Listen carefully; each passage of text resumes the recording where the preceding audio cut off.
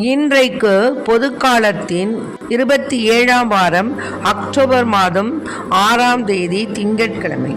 இன்று தேவன் நமக்கு தரும் ஜீவநீர் ஊற்றான இறை வார்த்தைகள் புனித லூக்கா எழுதிய நற்செய்தி இயல் 10 இறை வார்த்தைகள் 25 37 முடிய.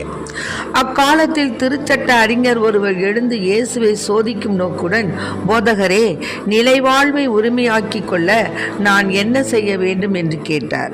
அதற்கு இயேசு, திருச்சட்ட நூலில் என்ன எழுதியிருக்கிறது, அதில் நீர் என்ன வாசிக்கிறீர் என்று அவரிடம் கேட்டார். அவர் மறுமொழியாக, உன் முழு இதயத்தோடும் முழு உள்ளத்தோடும் முழு ஆற்றலோடும் முழு மனதோடும் உன் கடவுளாகிய ஆண்டவரிடம் அன்பு கூர்வாயாக. உன் மீது நீ அன்பு கூறுவது போல் உனக்கு அடுத்திருப்பவர் மீதும் அன்பு கூர்வாயாக என்று எழுதியுள்ளது என்றார். இயேசு, சரியாய் சொன்னீர், அப்படியே செய்யும், அப்பொழுது வாழ்வீர் என்றார். ஆண்டவரின் அருள்வாக்கு. கிறிஸ்துவே மக்கு புகழ். வாழ்வை அளிக்கும் வல்லவா, தாழ்ந்த என் உள்ளமே, வாழ்வின் ஒளியை ஏற்றவே எழுந்து வாருமே. வாழ்வை அளிக்கும் வல்லவா, தாழ்ந்த என் உள்ளமே, வாழ்வின் ஒளியை ஏற்றவே எழுந்து வாருமே. ஏனோ இந்த பாசமே, ஏழை என்னிடமே, ஏனோ இந்த பாசமே, ஏழை என்னிடமே, என்னில்லாத பாவமே போரிந்த பாவிமே.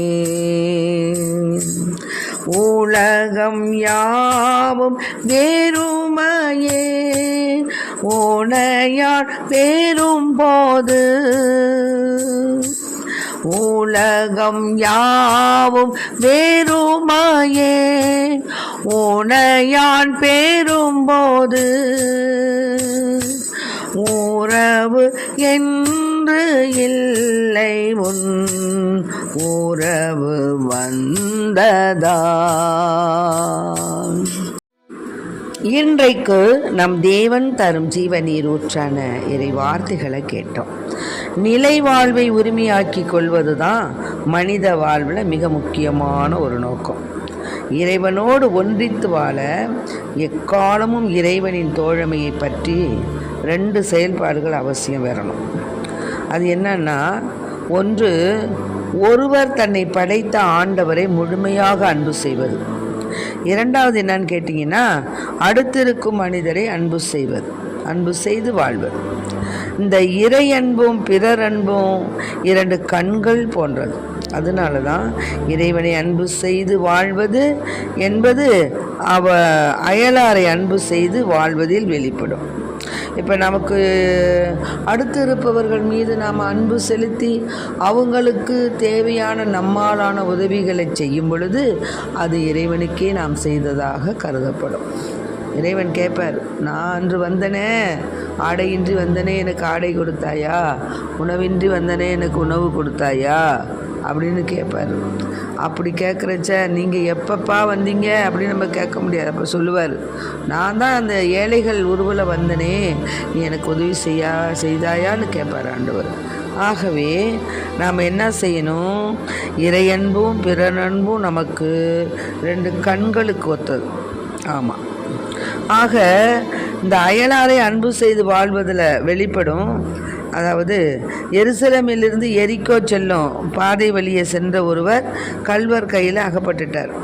அகப்பட்டு குற்றுயிரும் கொலையுரமாக அப்படியே கிடக்கிறார். அப்போ அவ்வழி சென்ற குரு அவரை கண்டுக்கலை, லேவியர் அவரை கண்டுக்கலை. ஆனால் சமாரியர் ஒருத்தர் மட்டும் அவருடைய தேவையில் அவருக்கு உதவுகிறார். ஆகையினால் தேவையில் இருப்போருக்கு உதவுதான் உண்மையான அன்பு. நாமும் நல்ல சமாரியனைப் போல அன்பு செய்து வாழ இறைவனை மன்றாடுவோம். ஆமென். Praise the Lord. மரியே வாழ்க.